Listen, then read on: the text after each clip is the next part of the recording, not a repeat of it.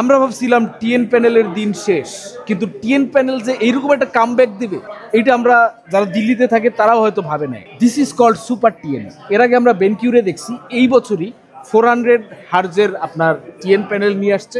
তারাও সেই TN panel বলছে আলট্রা ফাইন টিএন। টিএন প্যানেলের যে প্যারা, কালার অ্যাকুরেসি খুব খারাপ, ভিউইং অ্যাঙ্গেল খুব খারাপ, কিন্তু রেসপন্স রেট খুবই হাই।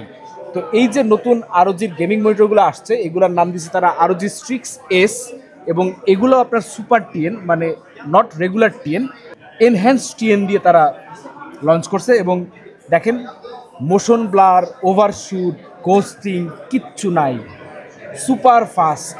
এবং this is 610 FPS, that means আপনার 610 হার্জের একটা মনিটর। সমস্যা হইতেছে যে সিস্টেমে এটা চলতেছে ওইটার উইন্ডোজটা এখনো অ্যাক্টিভেট করা হয় নাই।